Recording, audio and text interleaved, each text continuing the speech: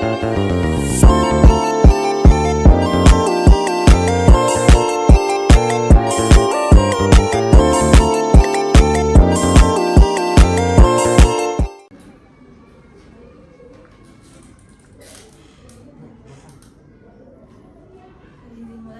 silakan. Assalamualaikum warahmatullahi wabarakatuh. Waalaikumsalam warahmatullahi wabarakatuh. Perkenalkan, kami mahasiswa dari Universitas Muhammadiyah Profesor Hamka. Kami kesini ingin bertanya mengenai supervisi di sekolahan ini. Terus sebelumnya perkenalkan, nama saya Delia. Kita langsung saja. Ya, boleh, silakan. Jadi Bu, dari Ibu sendiri itu gimana perencanaan supervisi setiap tahun ajaran di sekolah ini? Kalau jika iya dilakukan, seperti apa bentuk perencanaannya untuk supervisi itu Ya, sendiri? baik, terima kasih Mbak. Selamat datang di sekolah kami yang tampil di dalam. Ya, baik. Saya akan berusaha menginformasikan apa yang telah dilakukan di sekolah kami. Itu memang kalau seperti itu kan kami lakukan 2 kali ya dalam 1 tahun, semester 1 dan semester 2. Nah, biasanya di semester 1 itu kita digunakan untuk laporan ke dinas gitu ya, karena kami kan ada tuntutan kinerja ya, jadi semacam tuntutan untuk pemberian tunjangan. Nah, yang telah dilakukan sekolah kami itu diantaranya yaitu supervisi kelas ya, masuk ke kelas kami, terutama kepala sekolah itu dibantu dengan wakil, itu kami sudah merencanakan dari tahun ajaran baru. Jadi kita di awal ini kami membuat program itu yang kami buat 1 tahun. Nah, biasanya kami tuh di liburan akhir suka raker gitu ya. Nah, rapat kerja. Nah, itu kami susun tuh diantaranya. Itu termasuk diantaranya adalah supervisi. Nah, supervisi ini terdiri dari penilaian kinerja, maksudnya kerja guru, kemudian kepribadian, ya, kemudian satu lagi apa tadi, itu kami gabung nanti. Nah, biasanya kalau yang lebih ininya adalah kerja guru di dalam kelas. Nah, ini tentu saja disesuaikan dengan kurikulum yang kami buat, ya kan. Nah, tahun ajaran baru ini kami sudah menambah kelas untuk kurikulum Merdeka. Tadinya hanya kelas 1 dan kelas 4, tapi tahun ini sudah nambah kelas 2 dan kelas 5. Nah, yang masih menggunakan kurikulum 13 itu kelas 3 dan 6. Karena kan bertahap. Ya. Mungkin karena bertahapnya itu berkaitan dengan anggaran. Karena kami dikasih anggaran itu untuk pembelian buku 20% dari anggaran seluruhnya. Jadi kami kalau misalnya barang nih itu nggak cukup untuk pembelian bukunya. Jadi untuk antisipasi memang aturan seperti bertahap. Jadi bertahap, kelas 1 dulu dengan kelas 4, ya kan, kelas 1 kan kelas rendah, kelas 4 kelas tinggi. Jadi mulai kelas 1 dan kelas 4, kemudian nanti tahun berikutnya adalah kelas 2 dan kelas 5, dan tahun besok itu paling akhir adalah kelas sisanya, kelas 3 dan kelas 6. Nah, untuk tahun ini itu supervisi sudah juga mengikuti aturan dari pemerintah, yaitu kita mengacu kepada kinerja PMM. Jadi di platform Merdeka Mengajar itu di situ sudah ada bagaimana cara kita untuk menilai atau observasi kinerja guru gitu. Jadi kita ngikutin aturan itu baru kemarin gitu, baru 1 semester ini maksudnya kita berlaku dari tahun 2024 ini.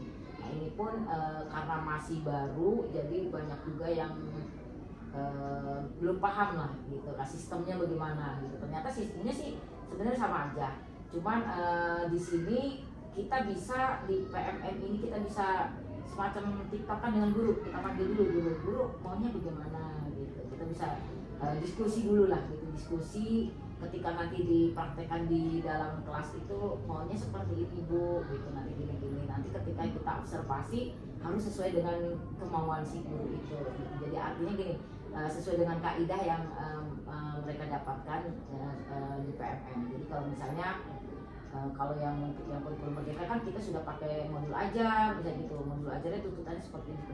Itu kita harus ini dulu apa nih CP yang mau gitu kan, yang mau disampaikan sejauh mana, kemudian sarana dan prasarananya juga menunjang tidak, sesuai tidak gitu kan.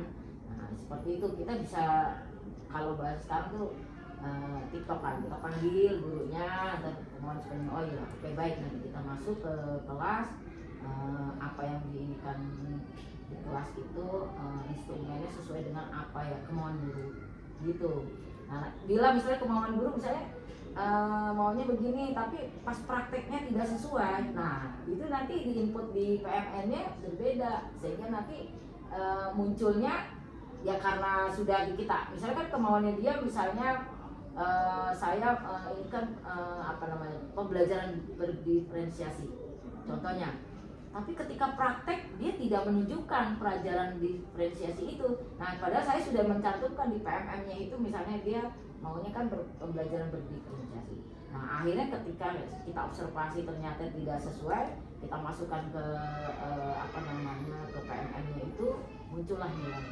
Nah, jadi nggak sesuai. Nah ketika nggak sesuai ya otomatis nilainya ya jatuh. Kan tetapi nilai di PMM itu apa namanya cuman tidak sesuai ekspektasi, sesuai ekspektasi sama di atas ekspektasi atau melebihi ekspektasi. Jadi nilainya cuma itu. Makanya di sini tadi begini hasil nilainya. Hanya Iya. Nah ini dia. Nah itu dia. Oh, iya. Nah, ini kebetulan ini punya saya. Nah ini praktek kinerja. Jadi tulisannya langsung begini, berdasarkan dokumen tindak lanjut ini misalnya di atas ekspektasi. Perilaku kinerja, misalnya saya nih perilaku kinerja saya di atas ekspektasi, sehingga predikat kinerja kita sangat baik. Jadi sama dengan guru juga seperti itu. Ini guru kami kemarin info asek misalnya guru ya, ini guru seperti ini misalnya praktek kinerja berdasarkan ini misalnya sesuai sehingga dia hanya dapat baik. Nah, penilaian ini ada nilainya tetapi di PMM tidak dikeluarkan ke gurunya karena batas rentangnya itu adalah 50 sampai 80 sesuai dengan ekspektasi, di bawah 50 tidak sesuai dengan ekspektasi, di atas 80 di atas ekspektasi. Jadi ada rentangnya. Nah, kenapa nggak ditujukan kepada guru? Yaitu 50 ke atasnya 51 aja sudah baik rentangnya, sehingga kalau orang misalnya kecil banget nilainya 51 padahal dia sudah termasuk udah baik. Jadi belum nggak dikasihkan, boleh juga kita kasihkan, cuman jadi kan kalau orang misalnya kalau udah dikasih baik nanti males untuk untuk berevaluasi untuk depannya. Jadi seperti itu. Jadi kami hanya memberikan ini. Nah itu diantaranya itu. Nah untuk yang poin instrumennya itu di sana tidak ada yang seperti yang dulu. Kalau dulu itu ada instrumen berbeda, yaitu nih misalnya contohnya ini. Di sini instrumennya bisa kita lihat nih misalnya pengetahuan profesional, dia menganalisis struktur dan alur pengetahuan untuk pembelajaran. Misalnya melengkapi administrasi, lengkap nggak administrasinya? Ketika lengkap, misalnya selalu melengkapi, berarti dia nilainya antara 90 sampai 100. Kita cek di sini, gitu ya. Ini biasanya kalau administrasi pasti lengkap karena kami memang memfasilitasi. Contoh yang sekarang aja nih, kita kan sudah mulai ke kurikulum merdeka. Nah saya itu sudah membeli akun. Kita beli, ada yang jual, ada yang jual. Akun itu adalah lengkap sekali untuk pembelajaran, diantaranya udah disediakan CP-nya, bahkan sampai P5-nya juga ada. Kita beli tuh satu guru saya kasih satu akun itu ya harganya lumayan, tapi dia berlaku untuk 1 tahun. Jadi dia bisa ngunduh, bisa ngedownload semua perangkat ajar lah bahasanya ya, perangkat ajar di situ. Bahkan sampai link-linknya itu link untuk apa namanya, misalnya kayak dibutuhkan video ini misalnya gitu ya, itu langsung dikasih linknya gitu, maksudnya langsung ada, nggak usah nyari-nyari lagi. Berarti aplikasi itu Iya sangat kan, membantu ya Bu? bener, sangat membantu gitu. Kami usahakan guru-guru sini saya beri gitu supaya ketika di tahun ajaran baru seperti ini mereka sudah siap. Nah, kalau dulu seperti ini, ya. Kemudian misalnya mempersiapkan RPP selalu ada nggak nih? Misalnya kalau dia sering, ini kan mempersiapkan RPP sebelum mengajar. Gitu. Misalnya kalau sering ya berarti di sini. Kalau dia selalu Sebelahnya lagi Nah, poin yang tinggi ya.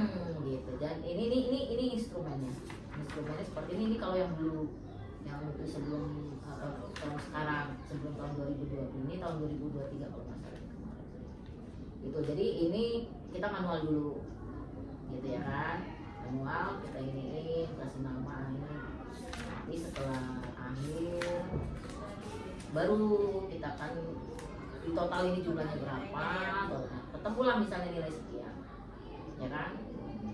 Nanti ada ininya sendiri. Ketika sebelum dikompres itu berapa dia jadi 90 itu, misalnya kalau ya tadi misalnya sangat baik, jadi kayak gitu. Ini yang lama ya. Kalau yang PMS sekarang mengacu semua ke PMM. Nah untuk tahun yang ajaran ini pun kami sudah memprogramkan untuk observasi itu sekitar bulan September sampai Oktober.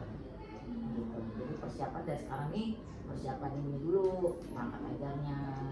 Karena sekarang harus kurikulum merdeka Iya, ya Bu. orang mulai ya otomatis langsung kita ngikutinnya ke PMM itu, Iya. macunya itu. Semua sekolah seperti itu. Berarti untuk sekarang ini mengenai supervisi di sekolah ini, Iya.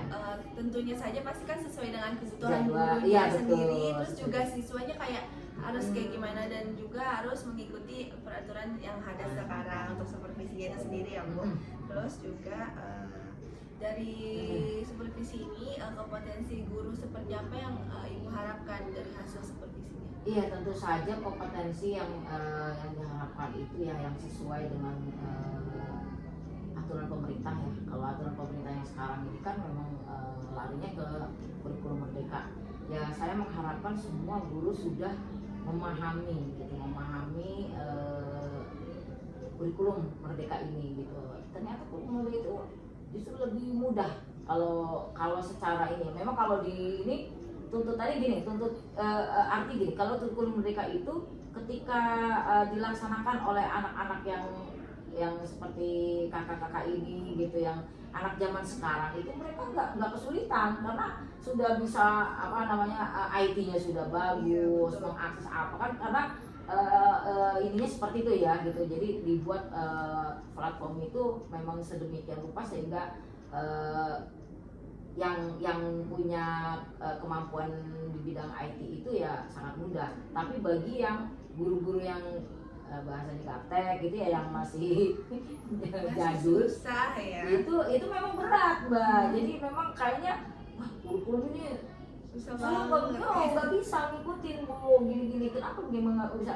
Ya karena contoh misalnya dia ketika mau mencari CP, di CP kan nggak mungkin kayak kita print seluruhnya. Gitu kan, harus pakai kita cari di itu kan, di permain di bootnya gitu. Kamu nggak bisa mengoperasikan laptop gitu, komputer itu kan memang berat. Sebenarnya di situ kendalanya.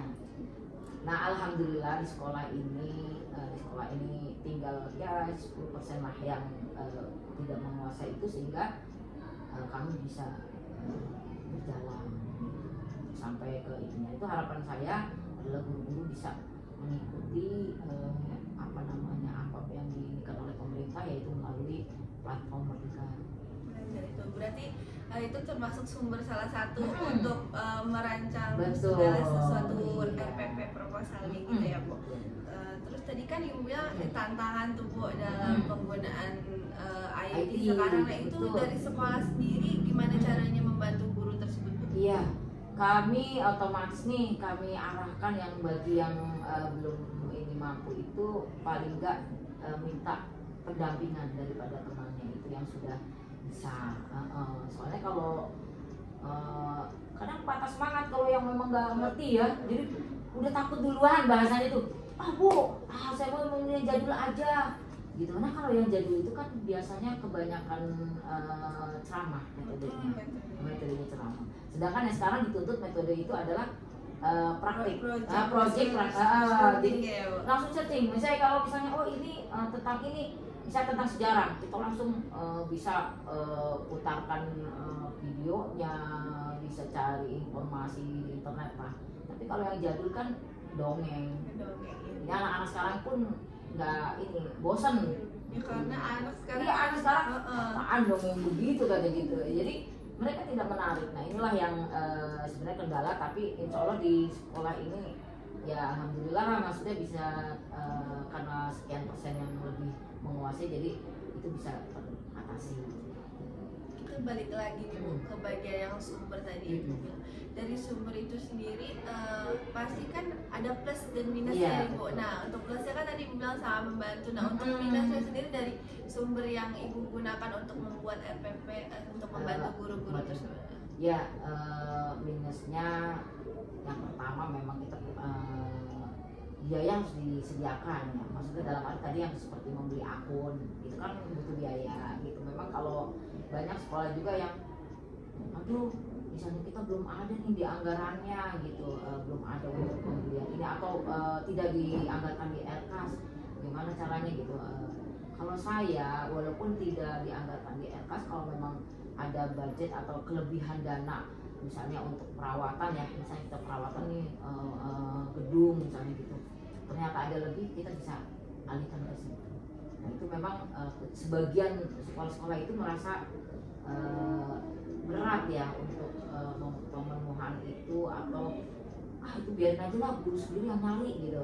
Kan ada yang punya pikiran gitu, itu tuh bukan kita yang ini, orang masa bahasanya petani nggak punya cangkul gitu, ada yang seperti itu ya. Karena kayak saya ngamati juga kan teman-teman seperti itu, kalau sekolah yang biarin aja lah, kalau saya mau dulu aja biar sekarang mah internet bisa cari sendiri apapun gitu. Tapi kalau saya berpikirannya selama masih ada dana yang kita usahakan untuk mempermudah guru dalam bekerja, insya Allah saya usahakan. Itu minusnya sih sebenarnya yang saya bilang itu iya kendala dana ya, diantaranya dana lah itu.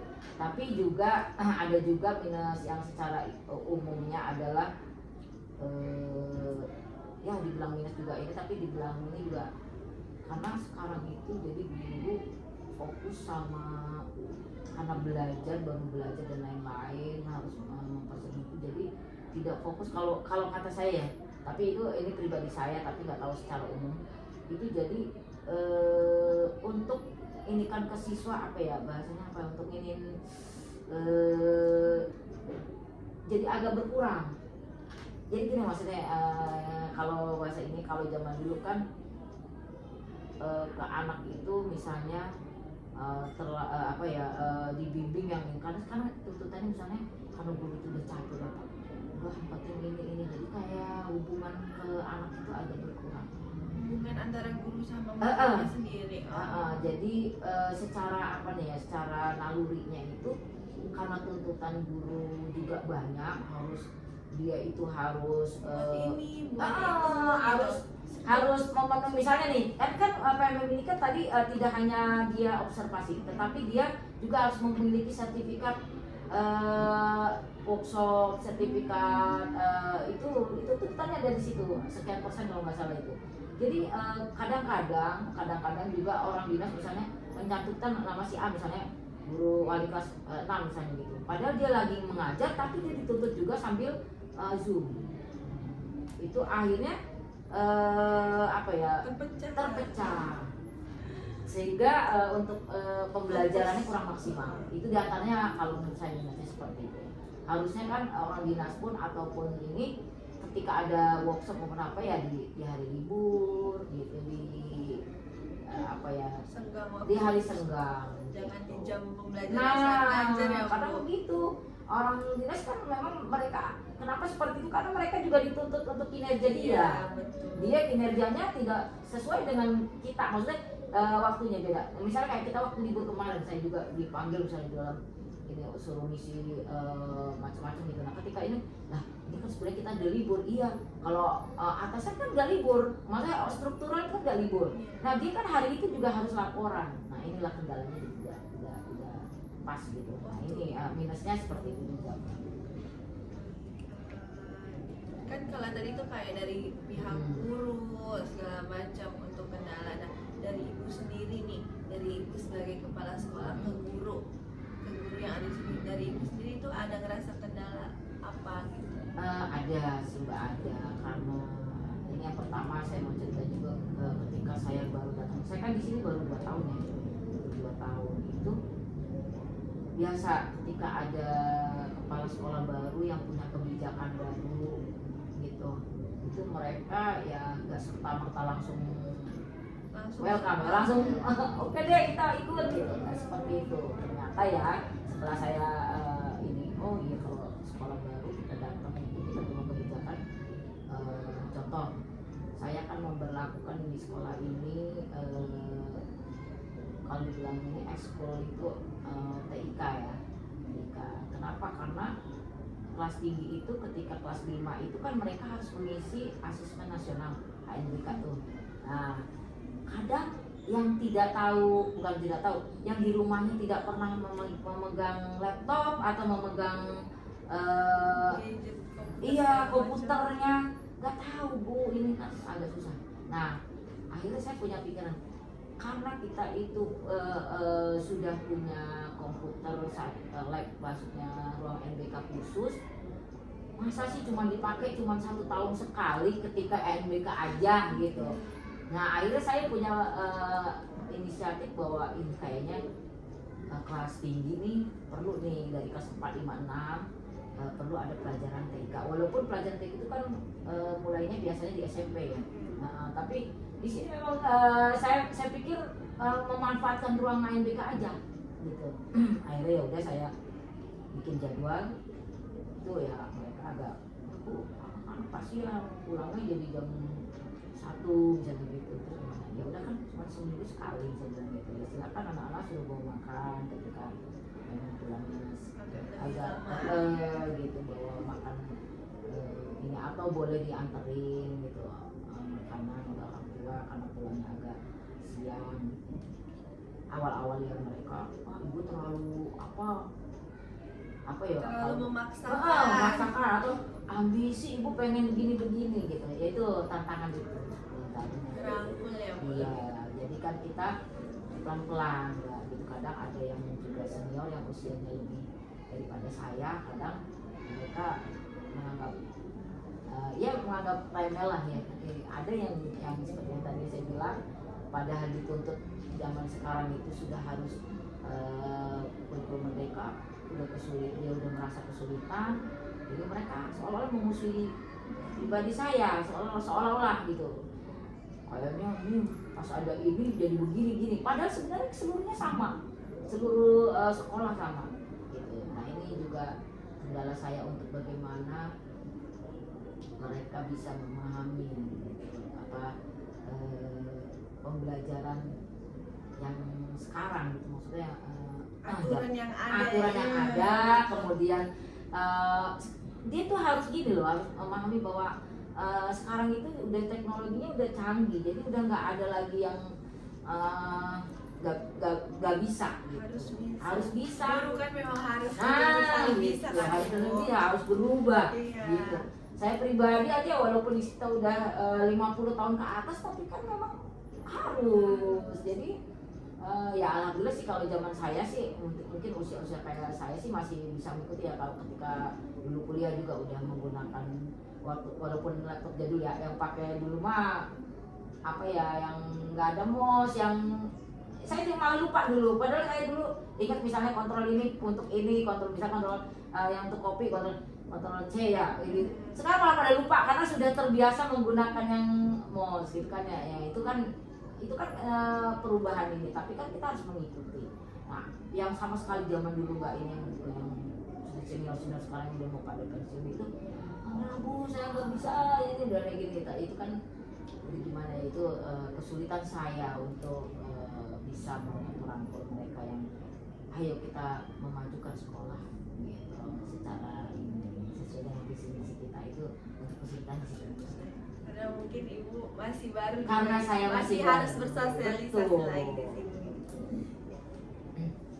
Silakan ada lagi.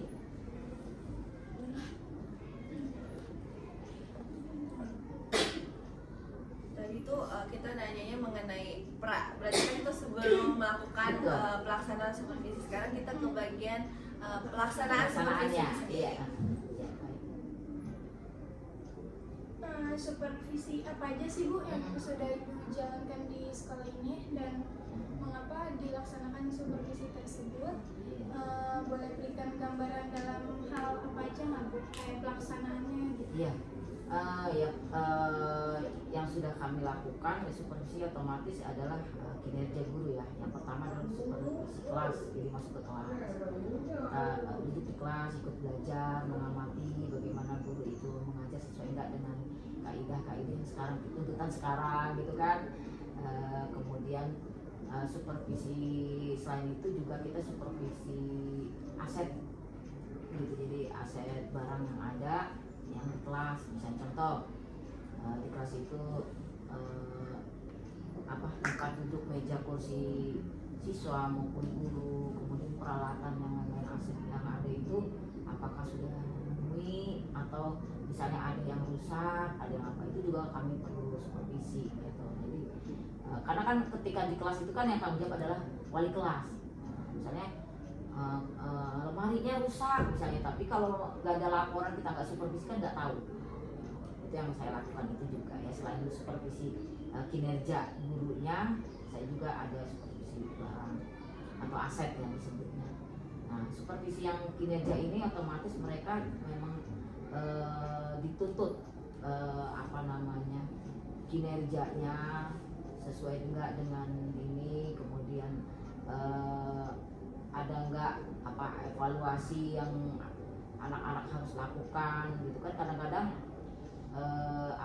guru itu kadang-kadang kebanyakan itu ketika satu hari itu mereka ngajar itu kadang lupa untuk mengevaluasi atau merefleksi gitu.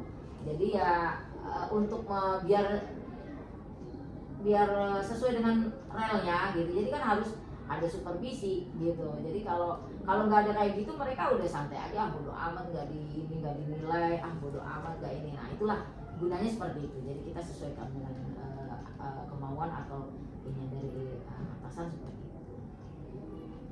Pelaksanaan supervisi ini dilakukan secara berkala Bu? Iya berkala. Kapan Ada jadwal. Nah kalau ini kan 2 kali 1 semester itu. Kalau untuk ini kalau semester 1 kemarin antara Januari sampai Juni itu kami kalau untuk observasi di kelasnya itu sekitar bulan Maret April. Untuk yang semester 2 itu antara September Oktober. Itu jadwal ini. Sebelumnya kan kita sudah tadi yang saya bilang mempersiapkan gurunya, kita panggil dulu. Iya. Rapat kerja, kita tetapkan ininya, kemudian kita susun jadwal. Setelah susun jadwal baru yang saya bilang TikTok kita panggil misalnya kita panggil untuk menghadap saya di sini untuk merencanakan apa sih maunya nanti di ini gitu, sesuai dengan ininya yang dia kan di sana ada pilihan di PMM-nya itu. Nanti diklik misalnya saya untuk pembelajaran diferensiasi tadi misalnya, contohnya itu udah klik itu. Nah tuntutannya berarti kan dia harus melaksanakan pembelajaran itu. Nah ketika beda ya udah nanti kan harus diulang, harus seperti itu. Bagaimana tahapan pelaksanaan supervisi yang Ibu lakukan? Alhamdulillah di semester karena baru kemarin yang untuk yang sekarang ini alhamdulillah berjalan dengan lancar, sesuai dengan ini, dan hasilnya juga sudah saya print, alhamdulillah sudah dapat. Termasuk saya juga kan, saya juga di observasi ataupun di monitor dinilai oleh saya pengawas. Tadi udah hasilnya untuk semester ini sudah selesai. Sekarang sudah mau melaju ke semester 2. Jika Ibu melakukan supervisi tersebut, bagaimana respon guru terhadap supervisi yang Ibu lakukan?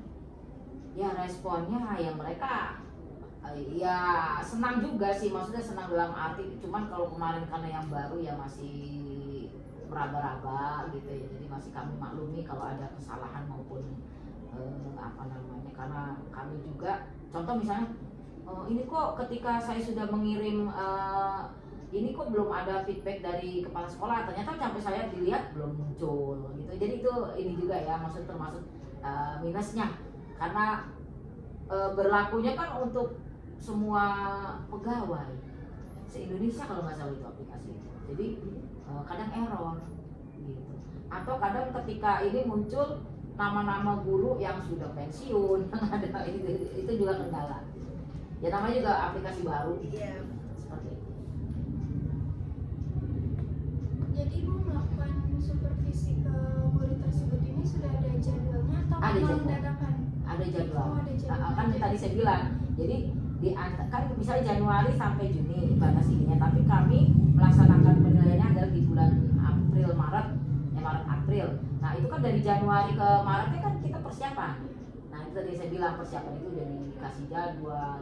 Contohnya misalnya si A jadwalnya sekian, hari apa, jam keberapa, itu udah kami jaga. Kami susun itu bersama Wakasek, kami ini baru disebarkan mereka untuk mempersiapkan diri. Berarti guru tersebut sudah siap? Sudah siap, kan kan dari tiktokan juga. Setelah dikasih jadwal kami panggil guru satu-satu gitu.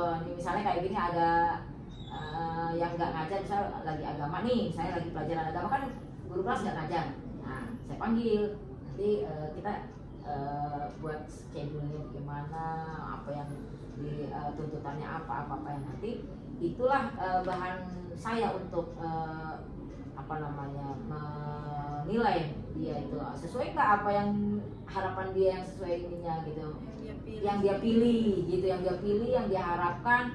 Ketika nanti ternyata di kelas itu tidak sesuai dengan itu, ya perlu bimbingan lagi nanti di semester 2. Nanti kan otomatis di situ misalnya tidak sesuai dengan ekspektasi, nanti semester 2 bisa diperbaiki.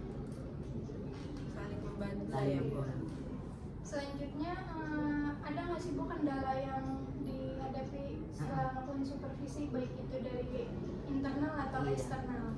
Kalau ada lah pasti kendala-kendala itu ada, tetapi ya kalau saya pikir sih yang tadi saya bilang ketika sekolah atau kepala sekolah itu memikirkan juga fasilitas yang ada, insya Allah akan teratasi. Karena biasanya kendalanya fasilitas biasanya. Contoh misalnya Bu internetnya nih Bu, kita boro-boro mau mengakses ini video ini link ini nggak bisa dibuka internet, itu salah satu. Kemudian ada juga apa namanya anak-anak misalnya anak-anaknya juga kan kadang kalau kami ya di sini suka juga anak-anak suruh bawa itu untuk asesmen, bawa HP. Oh buat misalnya kayak quiz. Iya gitu. betul. Kita kan suka pakai asesmen itu, pakai quiz, pakai banyak lah yang mereka atau Google Form minimal kan gitu kan. Mereka kan tetap harus pakai itu, harus pakai handphone. Nah itu juga salah satunya kendala. Tapi kalau insya Allah sih kalau di sini misalnya kalau minimal 50% punya HP, yang 50%-nya kami bisa di ruang Ini kan tadi Bu bilang tadi. betul.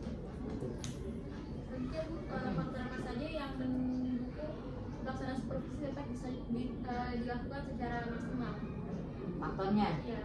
faktor itu ya otomatis tadi sarana dan prasarana harus kita penuhi itu supaya dapat maksimalnya. Kemudian kesiapan guru.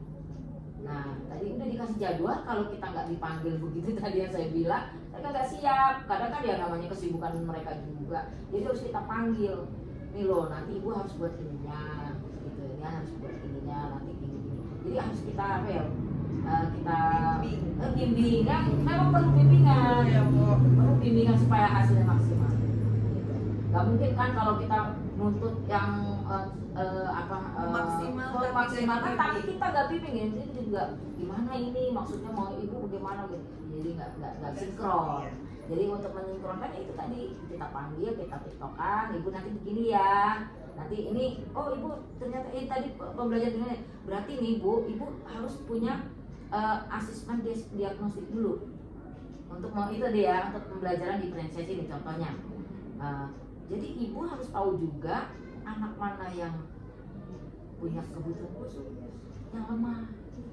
Jadi jangan yang lemah disamakan dengan yang normal atau yang bagus. Jadi ibu harus memberikan pembelajaran yang berbeda dengan ini. Nah itu kan harus disiapkan, termasuk RPP ataupun modul ajarnya seperti itu. Itu entah hasilnya pasti akan maksimal. Jadi faktor apa saja menghambat dalam pelaksanaan supervisi seperti adakah faktor internal atau faktor eksternalnya itu? Yang menghambatnya sama ya tadi ya. Jadi kayak yang menghambat itu tadi yang untuk memaksimalkan itu. Tapi kalau ada hambatan biasanya kalau internal, contohnya ketika di jadwal ternyata gurunya sakit. Nah itu kan kita tidak bisa jadi kan harus di jadwal ulang. Kan ada aja sih gitu kan yang atau ternyata gurunya diklat gitu sehingga otomatis akan merubah jadwal yang sudah direncanakan seperti itu. Kalau eksternalnya ya tadi tiba-tiba ada undangan dari apa, misalnya kalau ada kegiatan acara apa yang tidak disesuaikan. Kan ada juga misalnya dari puskesmas, ini ada jadwal nih untuk pemeriksaan sejarah apa atau pemeriksaan gigi anak kelas 1, kalau sudah itu kan otomatis akan menggeser kegiatan kita yang lain seperti itu. Selanjutnya adakah tindak lanjut yang ibu lakukan? Jika iya, apa dan jika tidak, apa? Ya pasti ada tindak lanjut, pasti akan merubah schedule itu ya. Otomatis kita ini ulang lah gitu, menjadwalkan ulang, dan biasanya ketika menjadwalkan ulang itu kan guru juga harus menyesuaikan jadwal pelajaran gitu. Misalnya tadi udah diinin, saya mau belajarnya tentang matematika misalnya gitu kan, matematika, tapi setelah ada jadwal baru, ya matematika ini udah lewat bu materinya yang ini, ya kan otomatis kan harus berubah lagi. Nah itu maksudnya seperti itu. Lanjut ke tahap evaluasi bu, adakah tindakan evaluasi terhadap evaluasi bertahap terhadap guru yang diberlakukan dalam supervisi ini? Evaluasi bertahap, Iya. Maksudnya ya tadi kali mungkin kalau dapat nilainya di bawah ekspektasi, otomatis kan harus ada bimbingan gitu kan, kemudian ya jadwal ulang gitu kan, supaya dia benar-benar nanti mendapatkan nilai yang maksimal. Karena di sini sebenarnya bukan mencari-cari kesalahan sih, gitu, tetapi membuat guru itu lebih memahami, lebih bisa menyeting pembelajaran dengan baik, jadi hasilnya baik. Jadi kita bukan mencari-cari kesalahan dalam evaluasi ini ya, dalam asesmen ini tidak mencari-cari kesalahan. Jadi kita harus punya program yang otomatis yang lain lagi lah, maksudnya program yang bisa membantu perubahan ya. Seperti itu. Tapi berdasarkan hasil evaluasi menurut ibu sejauh mana pencapaian perencanaan pelaksanaan evaluasi dan supervisi yang dilakukan untuk peningkatan kompetensi guru? Iya, kalau untuk yang sekarang dari Januari sampai ini tuh alhamdulillah gitu, pencapaian sih udah 80-90% lah gitu. Artinya kita sudah bagus, guru juga ternyata sudah bisa mengikuti, kan sudah paham nih. Tapi memang benar, ternyata memang yang sekarang ini kurikulum merdeka itu memang karena bebas menentukan, jadi kan enak. Kalau misalnya kayak gini, Bu, saya mau pembelajaran yang ini yang saya mampu, jadi enak. Jadi nggak ada, menurut saya tuh nggak ada kendala sih gitu. Kalau memang itu kan juga kami bimbing, kamu perlu ini, kamu ini begini. Jadi hasilnya kalau menurut saya jadi maksimal gitu ya. Jadi yang selama ini saya ini baru kali ini, maksudnya baru tahun ini kami laksanakan, tapi udah langsung hasilnya lumayan lah, maksudnya nggak perlu ada kayak semacam perbaikan yang berlebih iya, gitu ya, Bu. Sesuai ekspektasi. Ya, tapi kalau di sini ya, nggak tahu kalau sekolah lain, tapi kan kurang paham kalau di sini nih, karena di sini 80% juga memang guru-gurunya masih muda-muda. Ada lagi? Selanjutnya melanjutkan tahap evaluasi tadi, adakah kayak umpan balik ibu terhadap guru terkait hasil supervisi? Iya, pasti ada feedback itu kan pasti ya. Jadi kita pertama kan kita lihat refleksi dulu. guru itu kan kadang belum kita nilai juga langsung saya tanya dulu, menurut ibu tadi itu ibu udah sesuai nggak sih, dan gitu. Jadi kata-katanya kita yang memancing guru itu untuk ini, ibu saya kayaknya tadi kurang yang di sini dah, saya kayaknya tadi begini. Jadi mereka udah tahu ini sendiri, merefleksi sendiri kan. Kita ambil ininya begitu. Jadi bukan kita langsung menjudge ya, apa yang maksudnya memvonis dia. Oh, kamu tadi kurang gitu, nggak sesuai. Itu kan bikin ini, bikin down dan besok-besok males lah ngeladupin lagi. Jadi kan orang kan beda-beda. Nah, ketika tadi udah bagus, tapi menurut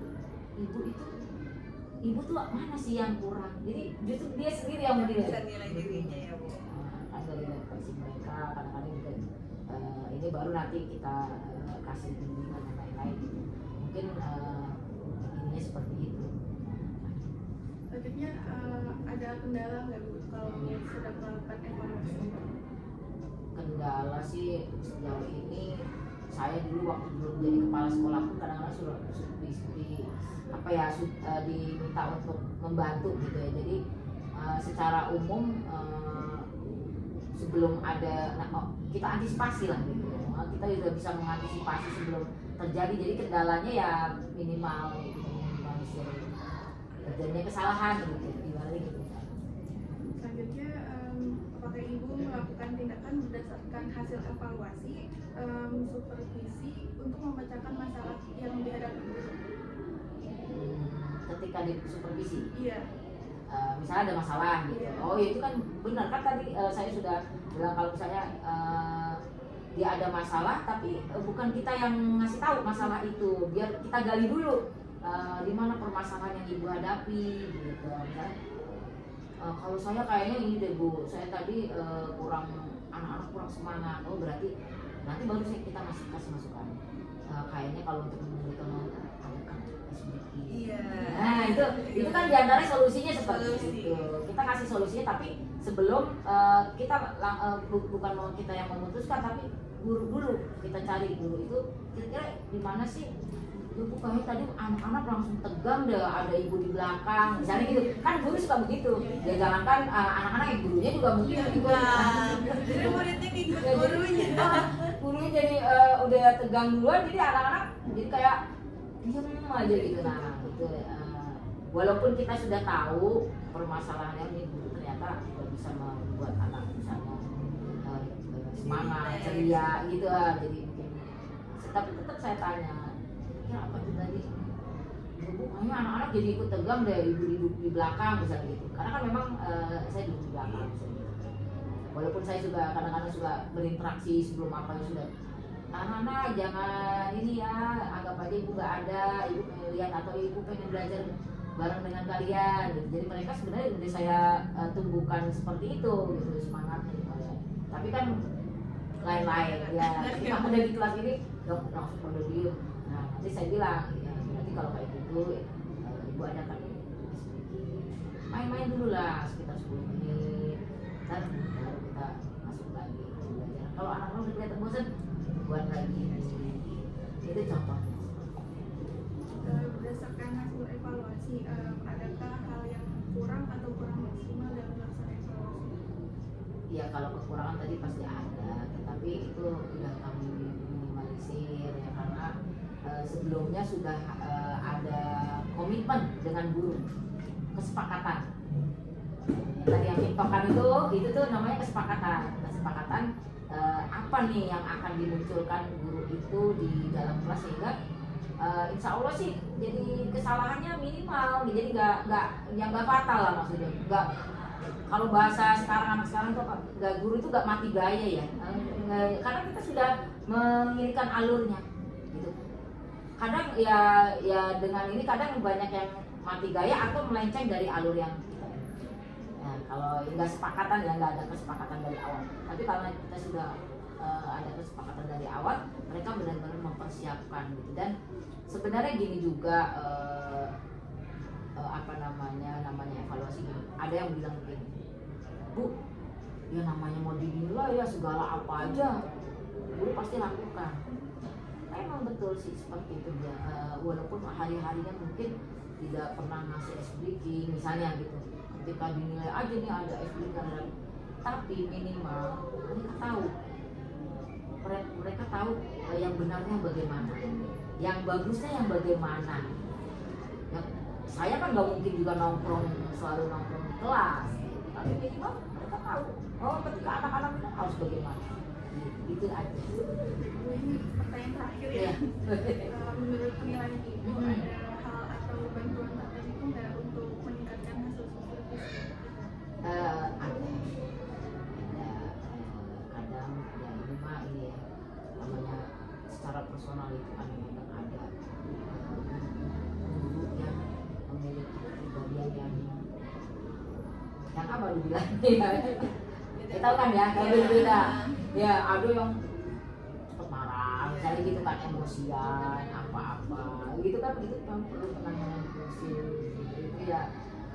Kalau secara ini kita maklumi kekurangan yang itunya, tapi kalau secara ini pasti kita akan bisa. Ada yang apa ya itu tadi yang misalnya nggak mau ikutin aturan kita, maunya sendiri lah bahasanya, mau sendiri tapi udah emosian gitu ada itu ada pasti. Apalagi dengan kalau di sini kan jumlah gurunya juga banyak. Berapa? Kalau ini tuh 28 guru ya. Dengan TNI kami 30 guru Pegawai dan segala iya, macam ya Bu. semua totalnya 30. Itu kan juga butuh apa ya, butuh ini kepiawaian kepala sekolah untuk bisa merangkul mereka gitu. Komunikasi ya Bu. Jadi ini juga kan ada yang kumpul di sana, mau ke sini, mau gabung. Jadi kalau ada informasi apapun kadang telat bilangnya kita nggak dikasih tahu. Padahal bukannya kita nggak bisa, dianya aja yang mau isikan diri. Susah juga. Ya nanti akan gini dah ketika Rasakan langsung ya, di sekolah ya Bu. benar. Ketika nanti udah terjun ke sekolah nanti bapak pasti akan ya itu nggak cuma kalau menurut saya sih nggak cuma instansi di sekolah, bahkan instansi yang lain pun juga saling menjatuhkan Perusahaan, nggak hanya sekolah ya Bu. lain di mana-mana ada, cuma bagaimana kita Baik Bu, berarti itu kan kayak internal tuh Bu. Internal. iya. Dari misalnya dari atasan sendiri Bu, kayaknya ada dari sekolah nih kayaknya butuh apa kalau misalnya kita bisa ngomong ke atasan Ibu sendiri kira-kira ngomongin gitu. Iya, kalau saya sih gini, apa ya, segala aturan itu memang wajib kita kita ikuti, kita taati, tetapi harus disesuaikan juga dengan di bawah. Iya kan, contoh nih yang kemarin lagi kan kita diberlakukan adalah 35 sampai 40 jam per minggu tuntutan daripada atasan. Nah kenyataannya di bawah ini yang sudah masuk misalnya di sekolah ini itu kan P3K banyak nih. Nah aturan P3K ternyata tidak seperti itu, jadi kan berbenturan. Kita mau melaksanakan yang aturan yang perlakuan 35 sampai 40. Kan kalau misalnya di sini misalnya nih ada guru olahraga 3, padahal kami cuma sekian robel, otomatis kelebihan. Nah harusnya kan yang kelebihan itu kan mencari kekurangan di sekolah lain atau dia mutasi gitu. Jadi kita kan cukup 2 misalnya. Nah, tetapi dalam aturan P3K itu guru P3K itu belum bisa mutasi. Akhirnya mereka di sini itu akhirnya cuma dapat 24 jam satu orang. 24 jam kan tidak memenuhi 30, boro-boro sampai 35 sampai 40 minimal aja 30 tidak kan berbenturan. Nah inilah akhirnya yang bikin akhir kepala sekolah seolah-olah dibenturkan dengan pribadi-pribadi mereka. Jadi ada yang bilang itu kepala sekolah bisa-bisanya dia kan ada aja orang yang kenyataan dan mulut tidak sesuai. Jadi, padahal dia memahami aturan yang ada, tapi sekolah aja bisa kok gitu, nggak dimutasi atau sekolah bisa cuma 24 jam. Mungkin karena dianya juga kayak udah panik juga saya gimana desainnya harus gimana ya kan gitu. ada kita juga merasa ya ketika kita memang terjepit, bahasanya terjepit. Sebenarnya saya nggak mau mutasi, tapi dengan aturan gini. Nah akhirnya yang terlontar di mulut dia jelek-jelekin orang, menyalahkan orang lain. Itu kan udah yang manusiawi. Udah makanya saya pak, udahlah. Saya juga udah nggak apa, saya juga nggak, maksudnya nggak terlalu apa ya jalanin aja ya jalanin Bu. aja. Mau percaya syukur, nggak percaya syukur, atau menjelekan saya di belakang, monggo saya jalanin gitu. Saya cuma ngikutin atasan Nah, Bu. gitu. Nanti akan merasakan dari nanti Mbak ketika di posisi sebagai pimpinan berbenturan aturan dengan bawah. Itu Itu dasar. dari atasan sendiri juga harus mengerti Nah, keadaan di bawah ya Bu, masalah kendala-kendala yang kendala ada. kayak gitu kan mereka nggak bisa. Contoh lagi, sekarang aturan harus ada larangan, harus ada surat edaran tidak memungut biaya apapun. Kenyataannya teman saya kemarin, orang tua murid itu ketika mau bagi rapot mereka pada patungannya. Ceritanya nih yang saya kemarin, ini buat pembelajaran saya juga. Jadi di sekolah lain itu ada orang tua murid ngumpulin uang walaupun cuma 10.000 buat beli kado. Tapi dia pakai WhatsApp, jadi apa namanya, ditulis di situ di grup. Ada yang screenshot, laporin ke dinas. Padahal kepala sekolah nggak tahu apa-apa, orang itu mah dia urusan dia. Tapi karena di situ tertera mengumpulkan uang, dipanggil kepala sekolah, ya udah, kalau cuma dibentak-bentak doang sih mending. Udah dibentak-bentak, disuruh apa, dia kasih sanksi dan lain-lain. Itu diantaranya seperti itu ya, peraturan yang ya itu tanggung jawab jadi kepala sekolah, walaupun kita sudah menyarankan, maksudnya gitu ya Bu. jangan ada apapun, kalau mau ngasih pribadi, kalau ngumpulin gitu, kalau itu barang buktinya ada, nanti dilaporin sana ke CRN. Itu penyelesaiannya 24 jam. Gak boleh sampai besok gitu, harus selesai hari ini. Gitu, bener itu. Berarti itu harus kita kasih tahu juga ke orang tua ya Bu. Enggak, itu sosialisasi harus.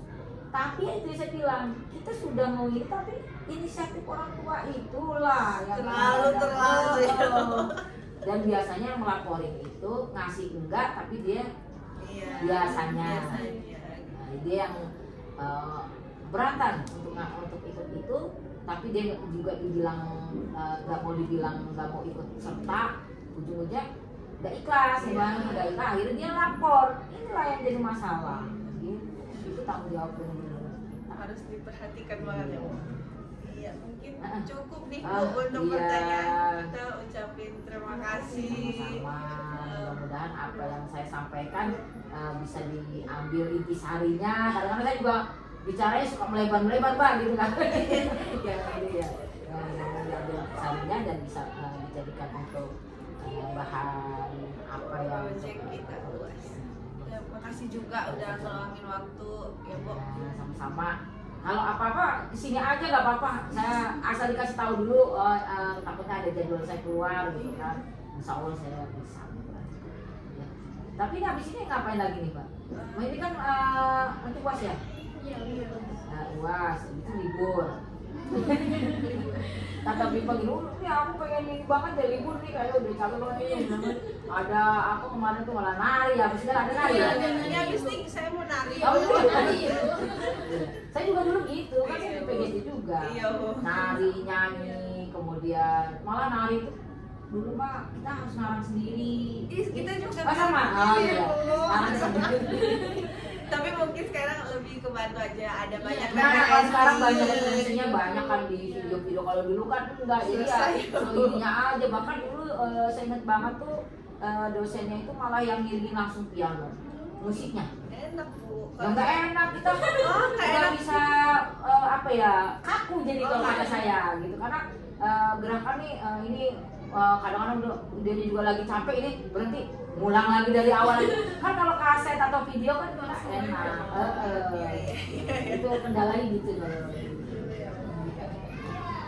Nah, ya terima kasih juga atas kedatangannya. Nanti kalau butuh ini ya nggak apa-apa, atau kalau Coba kita lihat coba sekarang lihat aja, ya. boleh mau di. Atau mungkin aku nanti ngelihatnya Bu, misalnya yang ikut di PMM siapa, nanti aku juga minta yang data Oh, ya. lamanya gitu. Iya, ini Boleh semua nggak? guru boleh. Iya, Silakan kita aja kalau misalnya mau ini. Jadi nanti aku Atau ada dua instrumennya referensi. aja, atau udah ada nilainya. Kayaknya harus Kalau ada kemarin yang itu instrumennya aja sih dia minta. yang mana? Kan ada juga kemarin sebelum